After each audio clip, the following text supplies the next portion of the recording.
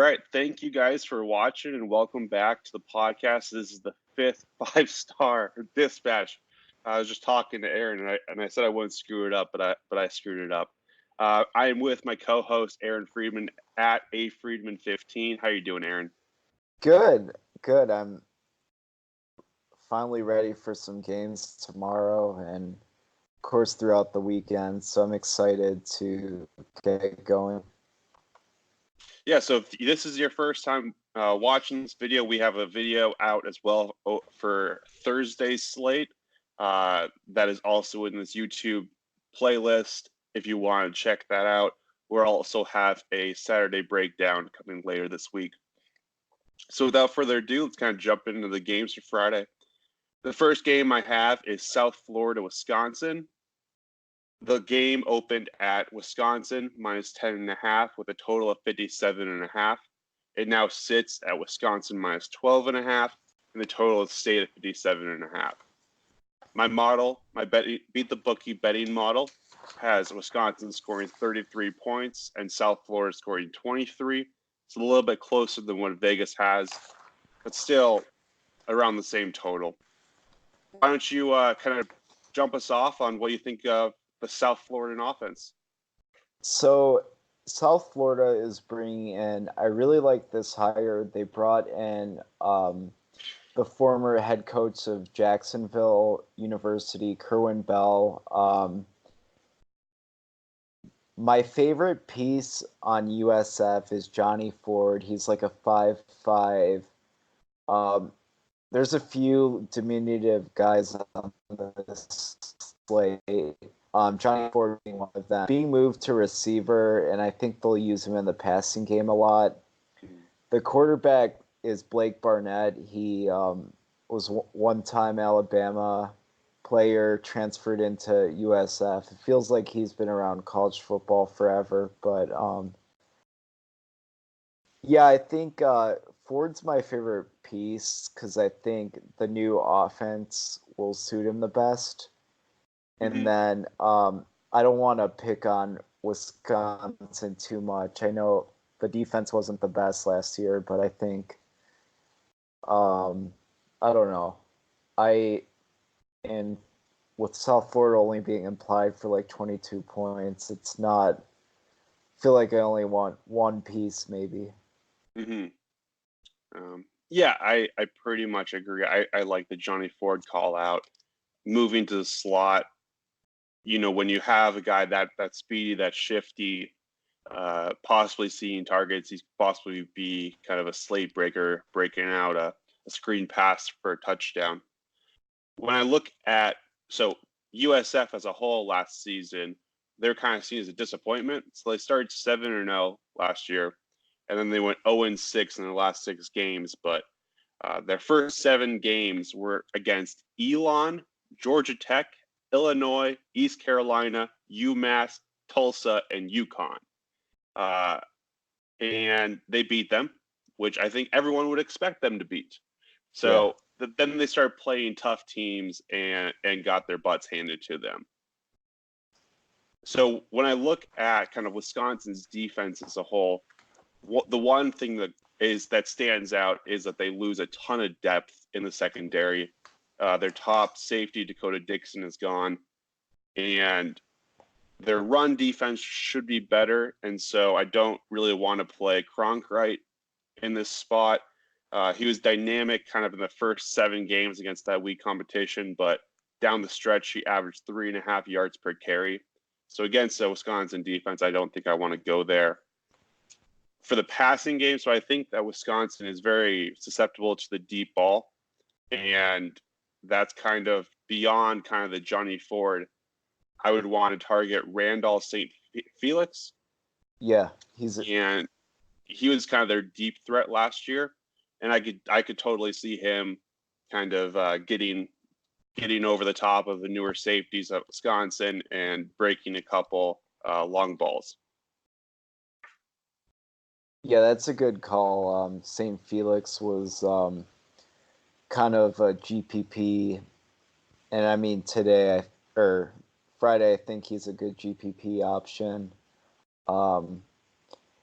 They had more possession guy, McCants last year, and St. Felix was the vertical guy. So I like that call. Awesome. So let's move over to the other side of the ball. Is it Jonathan Taylor all day for you? Yeah, he's a core play for me. One thing with like all the, it seems like, so Taylor is 9,400 on DraftKings and 10-4 on Fanduel. Mm-hmm. And even then, I feel, I don't know, I'd pay like 11.5 for him. I mean, so to me, there's still value. Mm-hmm. I think it's good that Jack Cohn is starting because I think once they hand the keys over to Mertz, the offense will become more balanced. But so to me, if you have Jonathan Taylor in DFS or season long, having Cohn being the starter is good because I think they'll have to ride Taylor going into his junior year. Yeah, I completely agree with that. So kind of looking at USF's defense, standard down. So standard down is defined as kind of 1st and 10, 2nd and 7 or less, and 3rd and 4 or less. Opponents ran 69% on their defense, which ranked 5th in the nation.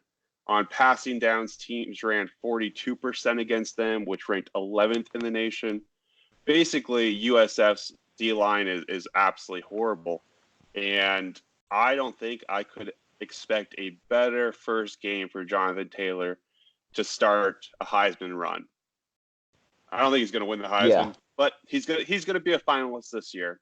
The one problem, and this is kind of going to everyone, my family's I was born in kind of a Wisconsin family.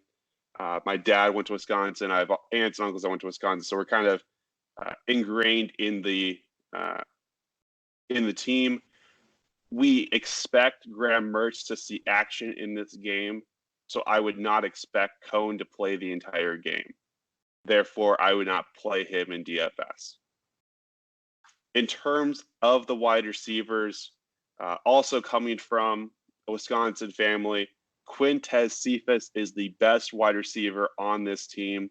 He got in trouble last year for a domestic violence situation. He actually got brought to court. He's found innocent. Was able to come back to campus last week, a couple weeks ago, and he actually was joined the team and is on the roster and actually looked really healthy in practice. And he's going to be a go for the game. So I could totally see him catching a few balls and a min price on both sites. He's their best wide receiver, and that's kind of my GPP sleeper play. Yeah, I agree. He's to me on FanDuel, I feel like he's because you want to get all the studs in. I mean, if he does nothing, it won't kill your lineup, and if he does anything, you're golden. So he's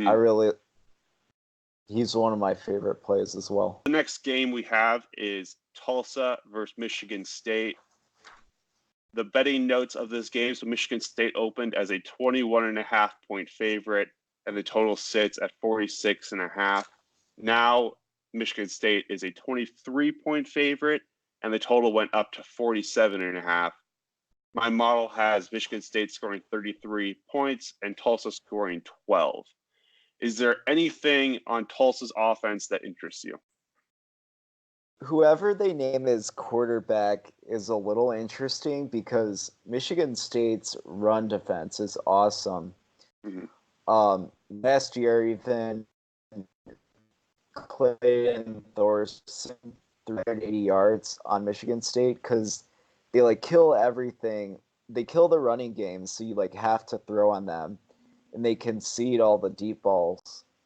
So, I mean, the implied team total for Tulsa is so low, but I don't know. I'd still have some interest in GPPs and whoever gets the Tulsa starting job.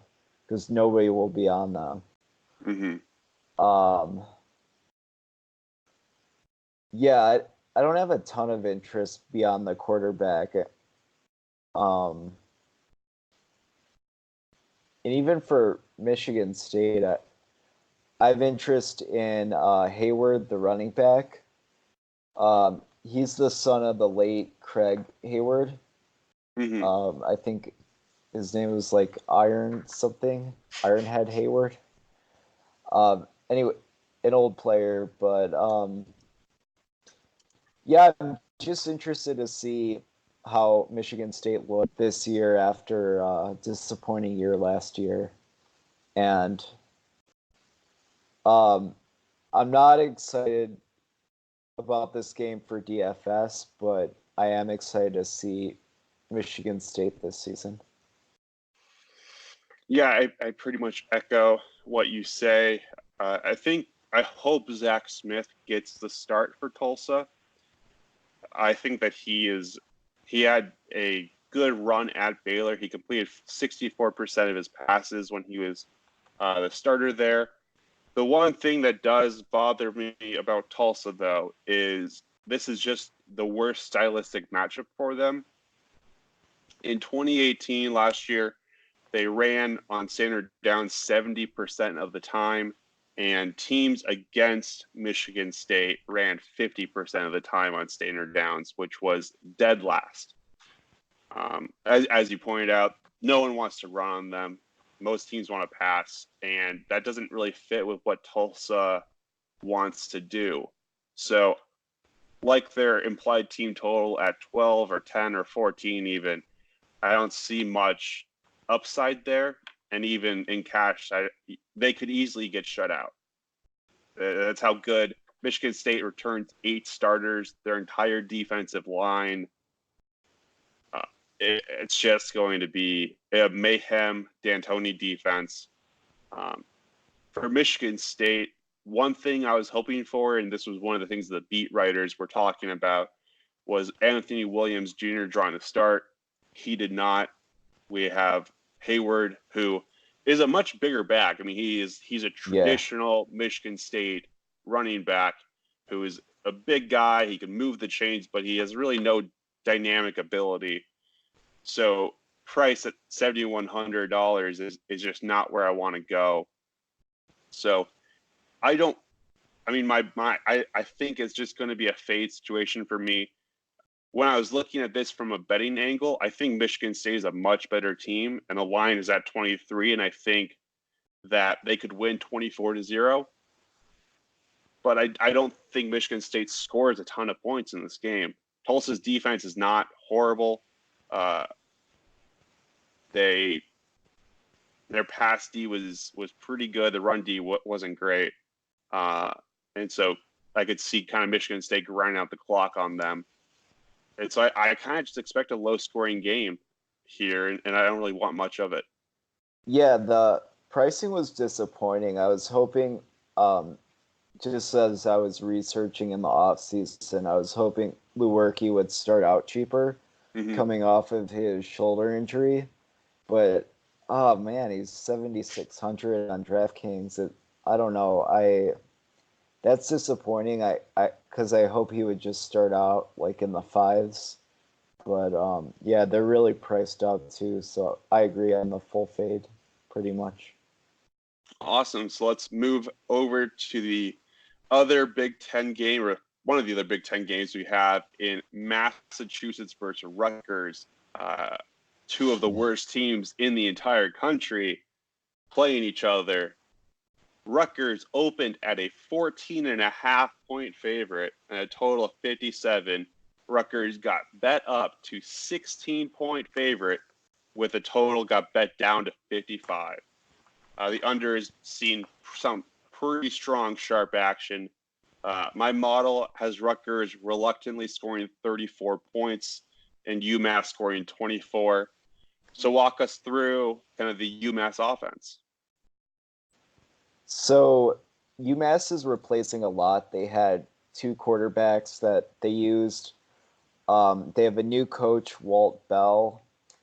The One guy I like on UMass is a running back, Kevin Brown. He is a true freshman. He is one of Bell's first recruits. 230-pound guy, tough to tackle. He's 6,100 on Fanduel, and on DraftKings he is, he's 3,700. So I like him a lot there. I don't think Rutgers is there yet offensively or defensively, so I think UMass could definitely get to that 24-point total. So yeah, he's the one piece I'm interested to start with, but I don't hate grabbing a few others, and Rutgers isn't good, so it could be a sneaky snack. Mm-hmm.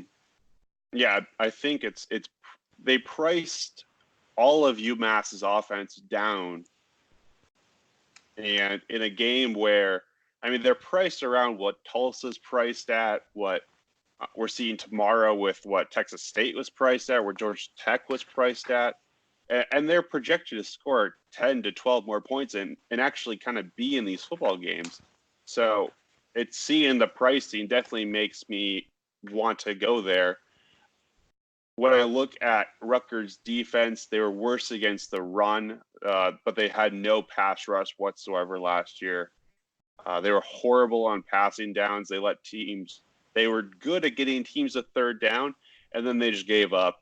And I don't really know what was up with that, but their entire defense was just horrible. Their starting QB, UMass's starting QB is Randall West. He is a big guy. In the offseason, he was praised for his leadership. He seems to have the team behind him. And so I'll have some lineups with him. In terms of the wide receivers to pair him with, they're all fairly cheap. The one guy, min price on both sites, is Jermaine O.C. Johnson. He seems to have some solid chemistry with Randall, and I think that he will go under the radar and will be low owned in a potential smash spot. The two more known wide receivers are Palmer and Simon. I think Palmer was one of the kind of big guys behind Isabella last year, and I think he's probably the safer route, but Johnson is kind of where I want to go as my sneaky play. Okay, yeah, fair enough. So moving over to Rutgers, what do you have? I'm really interested to see. Last I heard, they hadn't announced a starter between Sitkowski and McLean Carter, the Texas Tech transfer.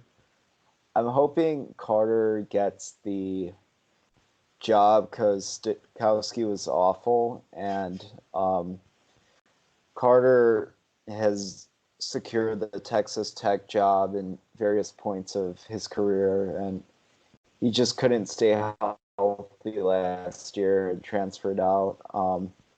I'm interested to see what he does. They have a decent running back, Blackshear. I don't think he'll be a priority. There's actually a lot of good backs on a small slate.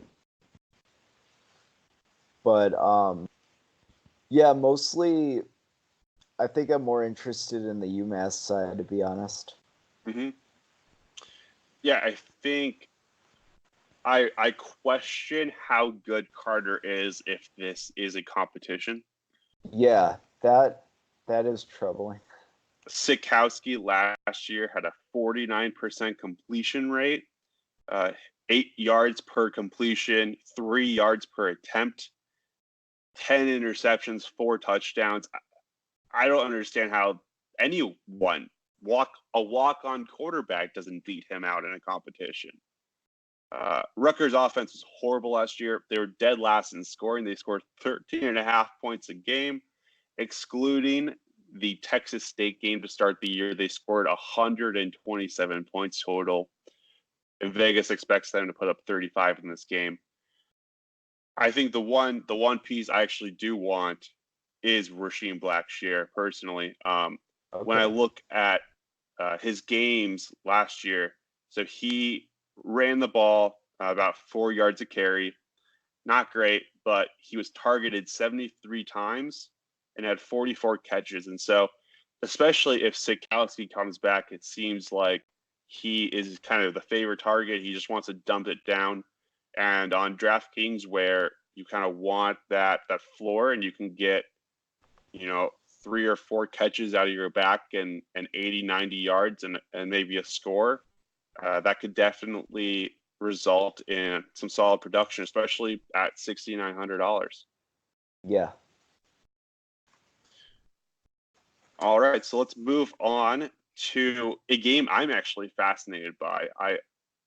When I initially saw the line, I wanted to bet Utah State. I'm glad I dug in, and this is it's a weird situation, and I'm excited to hear kind of your perspective. So we got Wake Forest taking on Utah State. The line really hasn't moved at all. Wake open and is currently sitting at -3.5, and the total actually moved pretty far down in the past day. So it opened at 63.5, and it's now down to 59.5. My model has Wake scoring 34 points and Utah State scoring 33. Fairly close game expected. What is your take on this Wake Forest offense? I'm really excited about this offense. So Jamie Newman really kind of saved the team down the stretch. He's a big 6'4", 245-pound quarterback. They had gotten off to a 4-5 start, and so they needed to win a few games to get bowl eligible. And he was huge in the bowl game. He put up 46 DraftKings points, 328 yards. So he's a big guy. He can run a little bit, not a Michael Vick, but he can run a little bit. And he has 2 good receivers in Scotty Washington and Sage Surratt. They have a decent back in Cade Carney. I mean, this is a good offense. It's definitely, I think, going to get lost in the ACC with Syracuse and Clemson, but this is going to be one of the better offenses in the league, I think. Yeah, for sure. And I think the one downside to the offense is that they do lose from last year their left guard, center, and right guard. So there is some holes up in the middle where Cade Carney likes to run. So that would kind of lead me to believe that they're going to pass the ball in this game a lot more than they're going to run. But you're right, Newman is a stud at 6,600 on DraftKings. He's definitely in play. When you look at his receivers, I love Scotty Washington. He's 6'5", extremely efficient guy, great catch rate.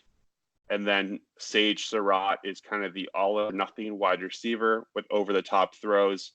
And when we looked at Utah State's defense last year, they don't return most of their safeties. And I could see them kind of getting blown for big plays. And so my preferred stack in this game would be Newman with Surratt. Yeah, I like them both.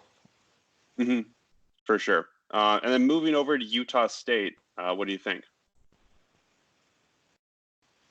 Yeah, the pricing's interesting because Jordan Love, who's an NFL prospect, he was really priced up. He is 9,900 on Fanduel, and he's the 3rd highest quarterback on DraftKings at 7,700. I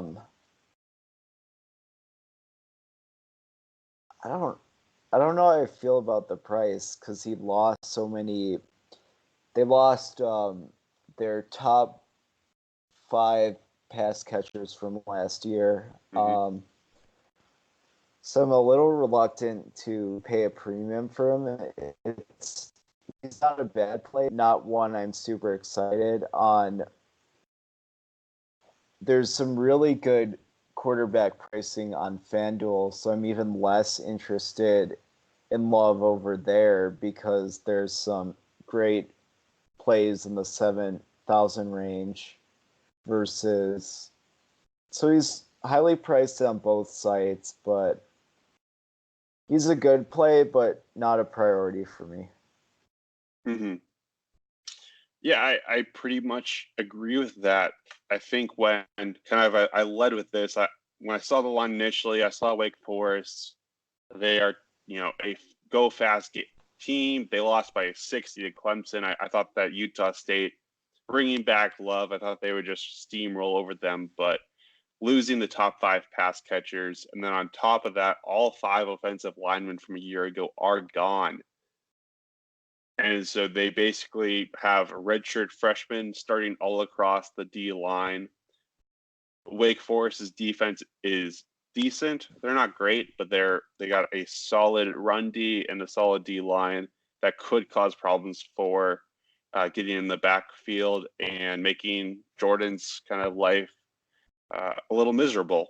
So I agree. I think Jordan will be popular in this slate, especially given his kind of notoriety among lesser known fans or lesser known fantasy players.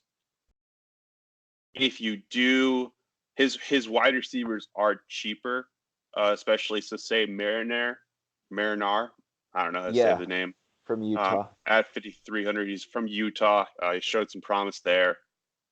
He would kind of be the one guy if you want to kind of hedge a lineup, but I think you could kind of fade this entire offense and kind of gain some leverage, especially because they hired Gary Anderson back, which I don't know why anyone would do that. So I think the fade is kind of a leverage play that could definitely pay off. Yeah, I agree with that, especially as I mentioned on FanDuel. Mm-hmm. Awesome. So moving right along. So we got Colorado versus Colorado State. This is on a neutral field in Denver, rivalry game. It opened Colorado minus 11, total of 64.5. The line is moved to Colorado minus 13.5, and a massive drop in the total down to 56. My model has Colorado scoring 33 points and Colorado State scoring 22. What are your thoughts on Colorado?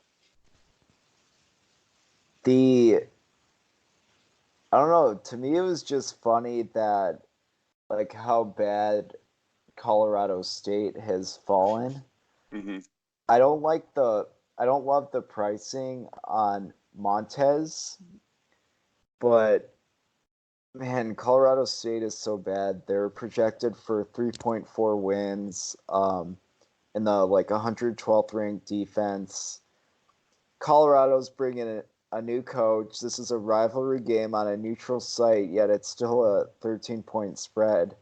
So I feel like automatically I'm interested in Montez.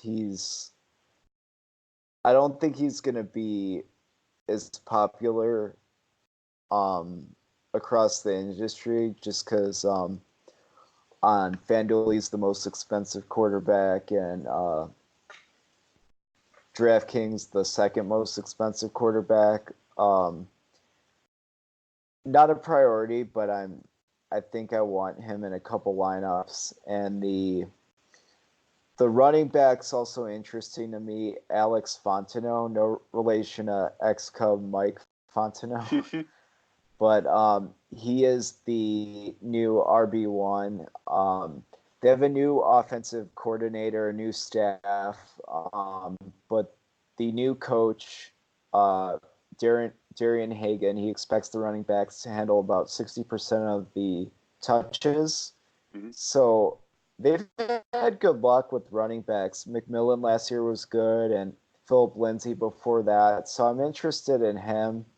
And then, to me, Laviska Shenault is a stud. He's one of the better receivers in the country. He was hurt a big part of last year, but along with Taylor, I feel like he is not priced high enough. Mm-hmm. I mentioned how bad Colorado State is, so I definitely want Chenault in a lot of lineups. Yeah, and that's a pretty easy stack. Him and Montez. That's pretty simple. Yeah, I agree. The new head coach, Mel Tucker. So he has an amazing coaching pedigree. So he coached under Saban, Tressel, and Alvarez. And so, like you said, the new OC wants to run the ball, and he likes mobile quarterbacks, which Montez can fit. So I think Montez is going to run more this year, which actually is going to increase his ceiling. And I agree. I think a lot of people are going to move towards kind of the Jordan Love play or the Oregon State or Oklahoma State QBs, as we will discuss later. And so that could leave Montez as a sneaky GBP play, especially pairing with Chenault. I wish that their running backs were better. Alex Fontenot last year averaged 3.9 yards per carry. And so obviously you expect him to get better in the offseason, but I don't know how much I'm willing to trust it. But at 4,900 on DraftKings, you definitely have to have some lineups, given the fact that the OC wants to basically run it down Colorado State's throat. So moving over to Colorado State, is there anything that you like on this team? Colin Hill is cheap. I don't know how much I'm gonna go there. I mean, there's a few other cheap quarterbacks that I like better, but I don't know. I just don't think it's a very good team. So I might take the same approach with Rutgers and fade them. Mm-hmm. Yeah, that makes sense. When I was first reading this preview, they were like, this Colorado State was the last ranking team in returning production going into 2018. And then they listed off that they lost the QB and they lost the running back and they lost both stud wide receivers. And I was like, oh, that was 2018? Nope, that's this year. So they lost kind of KJ Carter-Samuels, lost a running back. They lost 6 of their 7 linemen with starting experience last year. Preston Williams. They lost a lot of talent. And Colin Hill at 4,700, he doesn't need much to pay off value. His last 4 games last year when he was starting, he scored 18, 18.5, 9, and 19. So he could easily get you kind of that 4x return that you kind of want, but he could also dud it and fall into a flaming pool of fire. So I think you can fade pretty easily. Long story short, we kind of don't want to attack every offense, and this is one where you don't really need a guy, especially with that total kind of seeing a lot of sharp action on the under. We're expecting a much lower scoring game than we kind of expect in this rivalry. It's normally high scoring, but expect a low scoring game, and you can absolutely fade Colorado State. Awesome. So moving on to another one of my favorite games on the slate. So we got Purdue traveling to Nevada. Purdue opened at a 9-point favorite and a total of 57. It is now at Purdue minus 11 and a total of 58.5. My model has the game much closer, with Purdue scoring 31 points, Nevada scoring 26. And this is my free bet of the podcast, Nevada plus 11. I'll explain it later, but I'll kind of let Aaron, you can go ahead and you can talk about kind of Nevada and what you like from their team. So this is my favorite game of the slate. So the presumed starter, Christian Solano, he broke his hand. So Carson Strong, a redshirt freshman, is going to get the starting job. Last year, the quarterback, Ty Ganji, he went for 3,300 yards and 24 touchdowns. So this is a good fantasy spot. Um, Purdue's defense was abysmal last year. They gave up like huge chunk plays, a lot of rushing yards, a lot of passing yards as well. They gave up more than 30.6 times last year. Um, and they do bring back 9 starters, but I still feel like I need to see Purdue's also making the. I think Purdue will be fine, but it's also a body clock game, which favors the home team Utah. So for me, it's 7,000 and 5,400. Carson Strong is a core play on both sites for me. He should have no problem paying that off. They have a huge receiving core, so I'm not as interested in individual receivers. They have everyone's coming back, so they either priced up or the role could be split. But yeah, I think this will be a really good game, a really fun game with travel being a good equalizer here. Yeah, I agree. I think when you look at Purdue last year, they averaged 285 passing yards allowed, which ranked 126th in the nation and 12 yards per completion. They just gave up big plays nonstop, and they do return most of the secondary, but they're as I've heard, they're very long and lanky, and they're really just hoping that they can jump and deflect balls rather than having the skills of actually knowing how to defend a target. And I think that's going to play well with kind of Nevada's offense, and they're going to be able to pick them apart pretty easily. Carson Strong, like you said, great play. He was the scout team player of the year last year. He's an absolute gym rat. He's the first person in, last person out. Made a lot of strides last year, kind of working on the scout team. And I could see him coming out and having, a great game. He might be my highest owned quarterback on this slate. There's going to be one possibly later in the next game who might take that away from him. But I absolutely love this spot. And when I'm looking to kind of pair him, there are two guys that I'm definitely interested in. Caleb Fossum, who is 4,900 on DraftKings. He had a 72% catch rate last year, and he was top 10 in the nation last year in efficiency. So everyone above him is either starting on an NFL roster or is named Jerry Jeudy. So he is one of the best pass catching receivers in the league. And when you look at Purdue's defense, they are going to try to limit the big play, and they're just going to let this guy sit under in every zone. And I think that this guy could be a PPR threat. Yeah, that's a really nice price.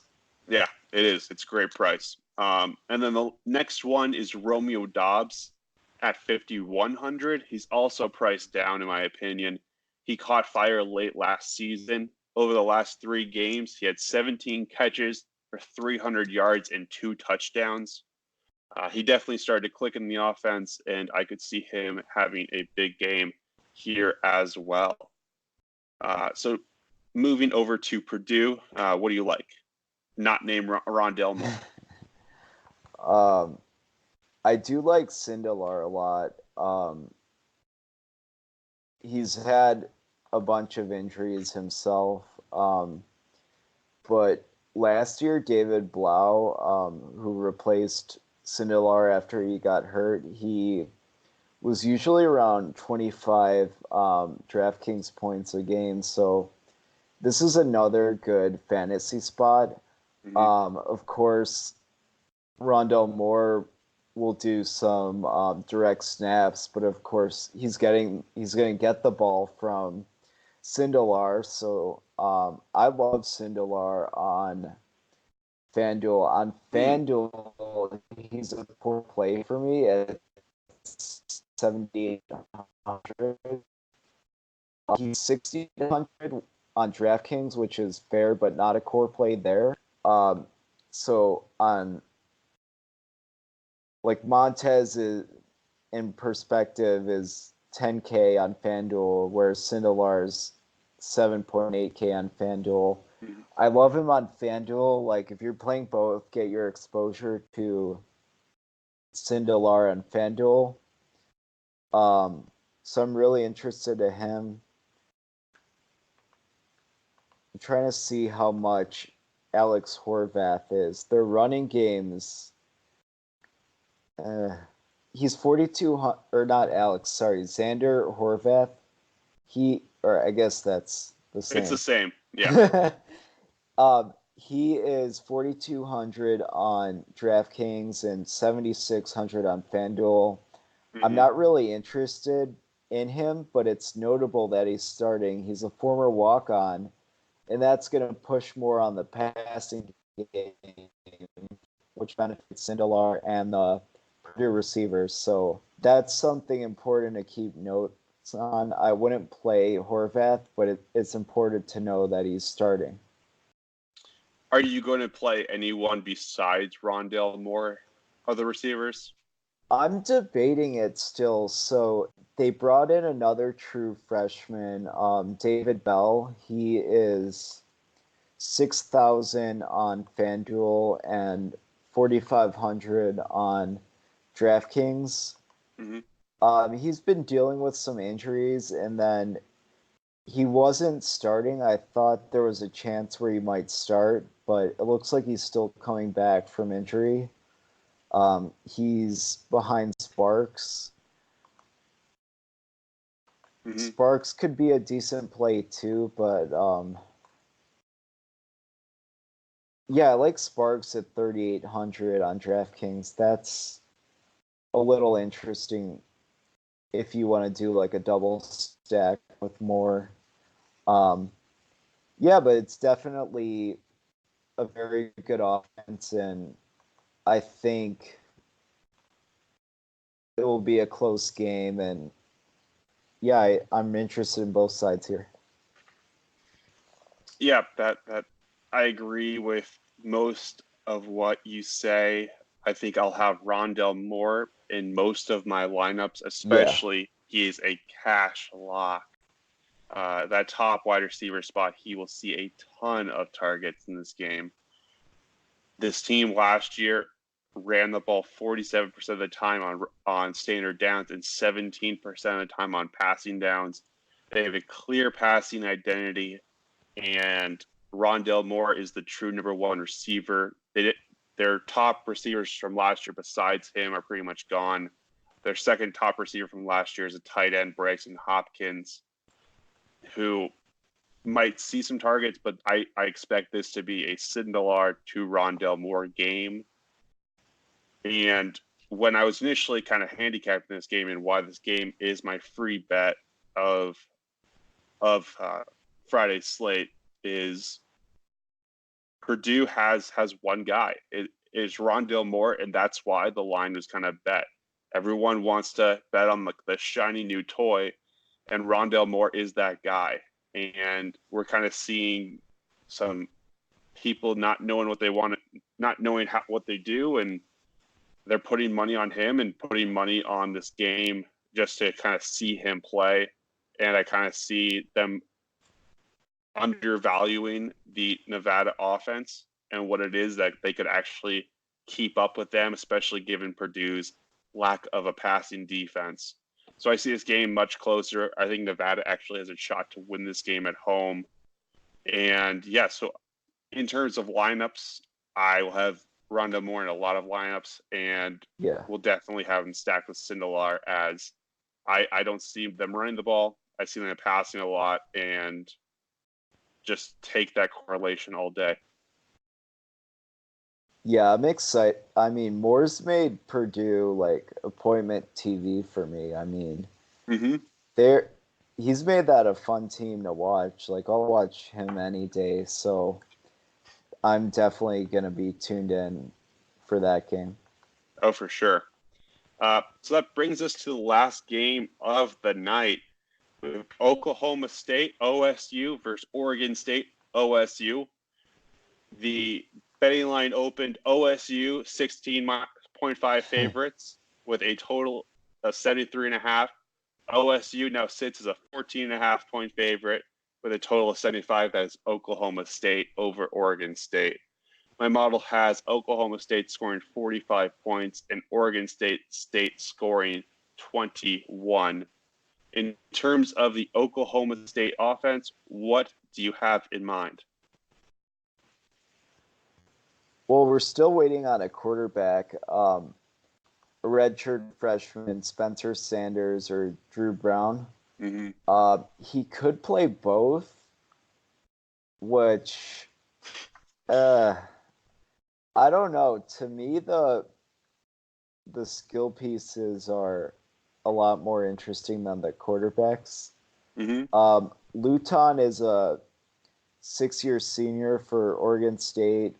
Big guy, 6'7", 230.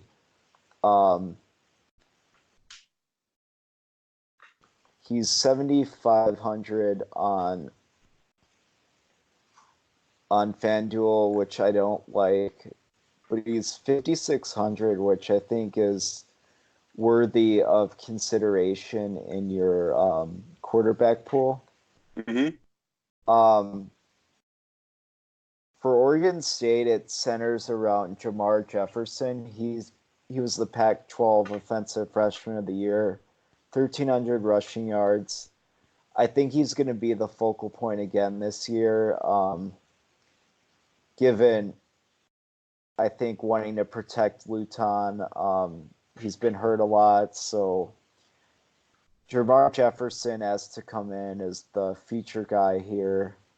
They have a few interesting receiver pieces. Isaiah Hodgins is the lead receiver. Bradford, their other main guy, he's going to be out for a few weeks. So Hodgins is a strong play for me. And then for cheap, they have a 5'5" kick returner, Champ Flemings. He's going to be starting at minimum price for Oregon State. Minimum price on DraftKings $3K and $5,700 on FanDuel. So those are the 4 guys I'm interested in for Oregon State. And then for Oklahoma State, are you playing Chuba Hubbard? Yeah, he's I've been going back and forth between Hubbard and Jefferson. Because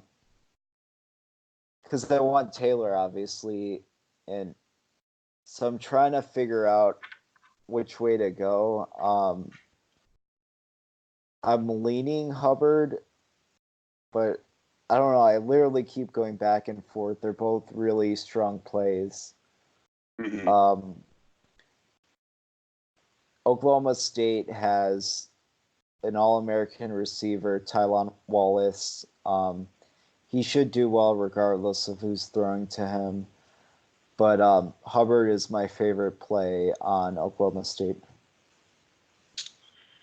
Yeah, I'm surprised this is still a quarterback battle, honestly. When you look at, so they have a new offensive coordinator that's coming from Princeton. Yeah. They enjoy he wants to incorporate more run-pass options into the system. And I think that fits Spencer Sanders' kind of type of quarterbacking more than it does Drew Brown.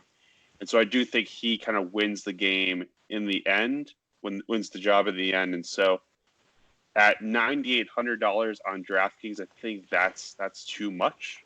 Yeah. Especially given that they might both get run, but I will have 1 or 2 lineups with him because he will be extremely low owned, and because everyone is kind of worried who's going to start, and he has chance to kind of use his legs, use his arms. This is total of 75. highest total in the slate by a large margin. We're kind of expecting a shootout. I haven't said this, but Oregon State's defense last year was the worst in Power 5 conference of all time. Not just last year, all time worst defense. And it's still horrible. So I want kind of everyone in Oklahoma State personally. Chuba Hubbard is just a stud freshman. His carries in the last 4 games, he had 22, 26, 13, 18. Definitely, and he averaged 100 yards a game over those last games since Justice Hill went out with an injury. Absolute stud. I think I definitely want him, and I hope to change your mind on Jamar Jefferson very soon. In terms of what, I think you sold me on Hubbard. Yeah, just wait. I got more for you, Aaron. All right. So in terms of wide receiver for Oklahoma State, definitely Tylan Wallace. Get him in your lineups. He's a stud. A Blitkoff finalist. I think he is going to be a nice security blanket. And then the other one to name is they have a Cowboy back starting named Jelani Woods. On DraftKings, he is a running back, but he is a quarterback turned tight end and will kind of be the safety blanket for the offense. So I could see him kind of being under the radar at 4,100 and could show up pretty well, especially against just the worst defense in all of time. So going over to Oregon State, so Jake Luton played 6 games last year, and he sat out 6 games. So we have fun little splits. So Isaiah Hodgins with Luton had 47 catches for 690 yards and 5 touchdowns. In the 6 games without him, 12 catches, 186 yards, 0 touchdowns. So any lineup I have Luton in will have Isaiah Hodgins in. You can set a rule for that in our domination station. Yeah, so for all those people who are not part of DFS Army out there, we have one of the first optimizers of college football in the industry. We can set rules. We can set players that we want to be paired with people. It is one of the best tools out there. You need to join. You need to get in on this. DFSarmy.com. I don't have a code, so we'll have a code eventually for this podcast. You can use Aaron. You can use Aaron. Aaron. Aaron. So the second split I wanted to talk about was Jamar Johnson, their running back, their stud. With Luton, he had 587 rushing yards and 2 touchdowns. Without Luton, 793 rushing yards, 10 touchdowns. And the reason for this is Luton versus, I forgot who the backup was. Luton is a statue in the pocket. He has no running action. If he drops back, he wants to drop back and he wants to throw it. And they've kind of set packages, very similar to kind of how spreads have done it, where certain packages will mean whether it's a run or a pass, and he will drop back and he'll want to throw. He won't want to hand it off. And that's kind of why Jamar Johnson did a lot better without him. So personally, I love this game. I will have a ton of both sides. Chuba Hubbard is a great play. If you're looking at Oregon State, put Luton and Hodgins together, and that should be a good combo for you. So that kind of wraps up the podcast, the breakdown. Do you have any final thoughts before we get to our game? No, I'm really excited for this slate. I mean, obviously excited for Thursday too, but Purdue's a must watch for me. If you haven't seen Rondell Moore, you're in for a treat. He's really exciting, and I think this is going to be a fun slate and a fun weekend overall. Awesome. So if you are new to the podcast, we have a game where we will go through and do a snake order draft of our top quarterback, who we think is going to score the most points, our top running back, our top wide receiver, and our top play under 4K on DraftKings. So, Aaron, would you like to pick quarterback first or second? Well, I picked last time, so you can. Oh, you picked running back first, so you can go ahead and start with the quarterback if you want to be fair. Okay.